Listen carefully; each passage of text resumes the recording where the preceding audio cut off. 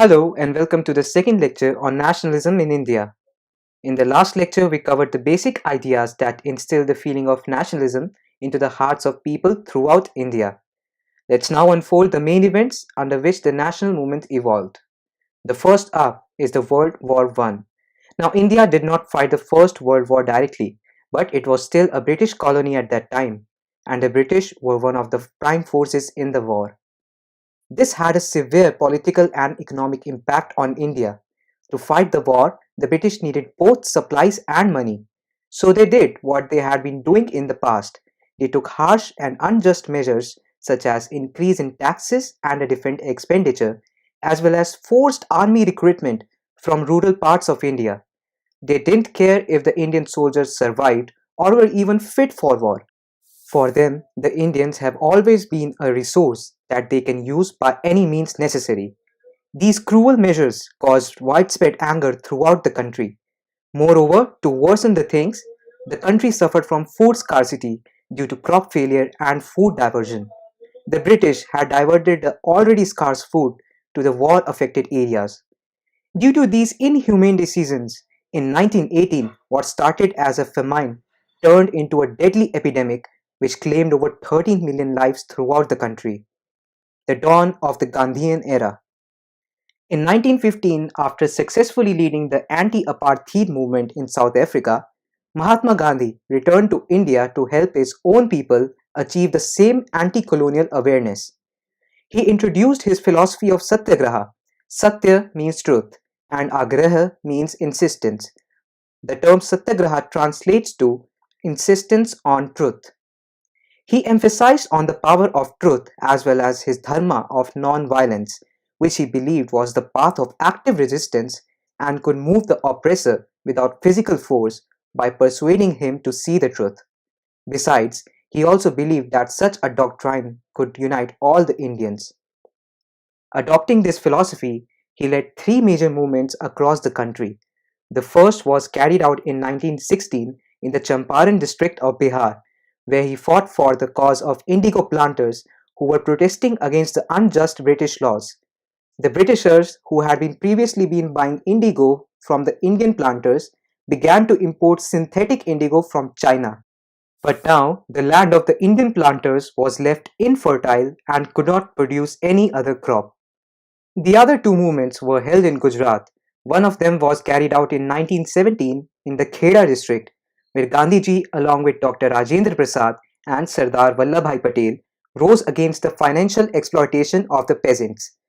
The other was carried out in Ahmedabad in 1918, during which Gandhiji went on a hunger strike to fight against the oppression of cotton mill workers. This new form of protest proved to be very effective. The next turning event was the Rowlatt Act. The Britishers could sense the outraging nationalism among the Indians, and to suppress this rising tide, they brought in the Rowlatt Act in the year 1919 and gave British police enormous powers such as search without warrant, arrest without trial for 2 years, and arbitrary detention. Since the act was purposely introduced to crush the Indian uprising, the nationalists called it as Black Act and protested strongly against it.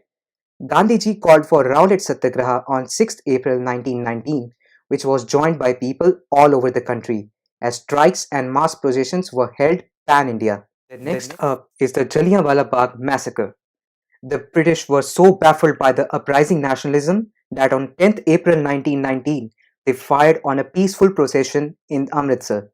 This act of cruelty and cowardice again provoked the people, who turned to streets and attacked government buildings such as banks and post offices. As a result, martial law was imposed, and General Dyer, an infamous man responsible for an infamous crime, took control of the city. On 13th April 1919, a large crowd gathered at Jallianwala Bagh.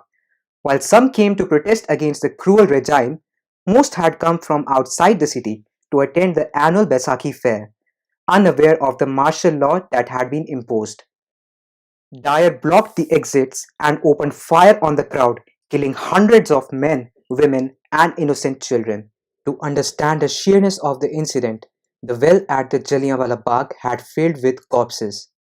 In fact, the Bollywood film Sardar Udham Singh, released in 2021, has depicted this horrendous crime in a surreal way. The news of this incident spread like wildfire, and once again strikes were held and more violent clashes broke out. And since violence defeated the very purpose of Satyagraha, the British responded with brutal suppression and humiliated the Satyagrahis. Eventually, Gandhiji had to call off the movement, but the movement was in every sense a widespread movement. Let's recall what we have covered in this video.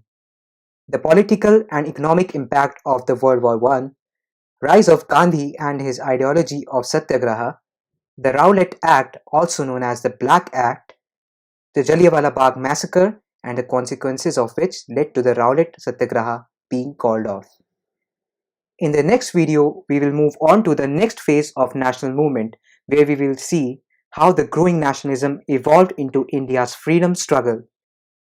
Till then, you can watch our previous video if you still haven't, or you can get detailed notes on this chapter, as well as practice NCERT and previous year questions along with their solutions.